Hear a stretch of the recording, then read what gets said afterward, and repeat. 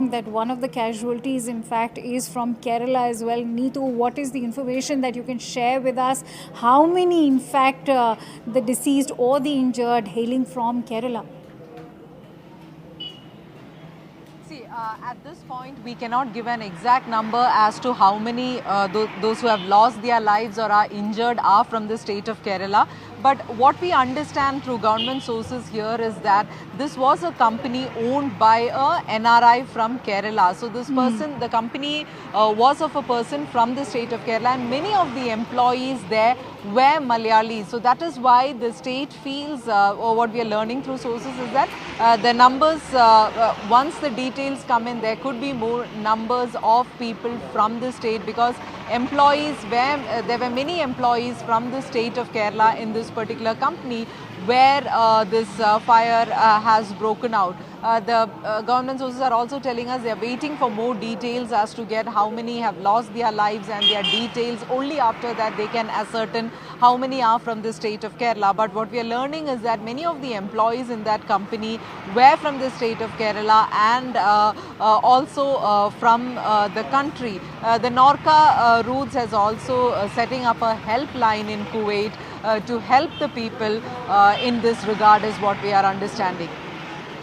All right, let me quickly bring in Abhishek on that note. Abhishek, as you heard what Neetu is saying, that there could be several Malayalis, in fact, hailing from Kerala right now, fairly nascent even though to round up on a figure in terms of how many could it be from Kerala. But I think the biggest and the first most task for the External Affairs Ministry would be to in fact figure out the area of origin of all those deceased and those injured as well.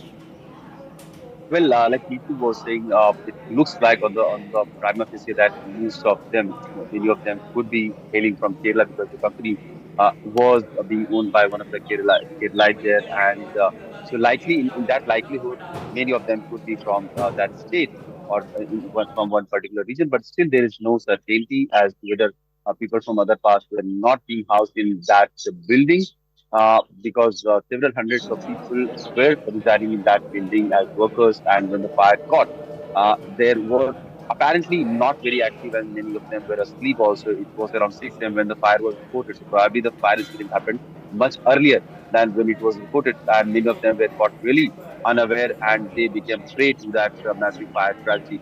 40 plus people have been dead, 30 plus, around 40 plus are also injured, several of them in critical condition. We'll get to know more about the statewide details or people, the regions or the localities from where these people have been in few hours, because the embassy is still there to first support the medical attention, medical aid and assistance to those people who are injured, and of course those who have been dead. Their details are also being ascertained, because it has been, several of them have been beyond recognition. The bodies have been badly charred. So their identification and establishing their identity, and then their further details will be shared by the family, to the family members, and to the media also. You know, whenever we see such kind of tragedies and mishaps happen, there's always the greed of the owner. And in this case, as the Deputy Prime Minister, the first Deputy Prime Minister of Kuwait, in fact, has stepped out and highlighted how today's mishap has only been a result of greed of that of the building owner as well. And that has also, of course, led to subsequent suspensions of various officials. But having said that, should we now expect an inquiry as far as this entire fire incident is concerned? Was probably hinting at the poor working condition. And this is not the first time that this has come to highlight. In fact, there have been several incidents in the past. Also, there was this 2022 oil refinery case also, where several Indians were dead. Then there was in 2020 also at a construction site, several Indians died because of the work that they were related to. So the poor working conditions, poor contract agreement, the way they are being exploited, their passports sometimes held up by the contractors and not being given to them. The payments not being released to them in case of them being sick or them wishing to go back to their home. They are not being allowed to rest or go back home. These are the issues that the Indian authorities have also raised in past. And this is not happening just in Kuwait. This is happening in other areas of countries around the Gulf.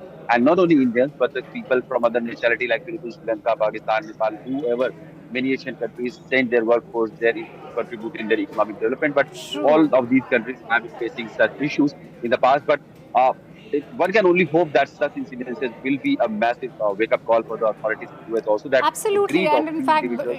it still remains a very, very deeply tragic news for all Indians and the families of those Indians who are currently based in Kuwait and the ones who were engulfed in this massive fire. We will keep tracking all the details. Thank you for watching CNBC TV 18. For all the latest news and updates, do follow us on our social media platforms.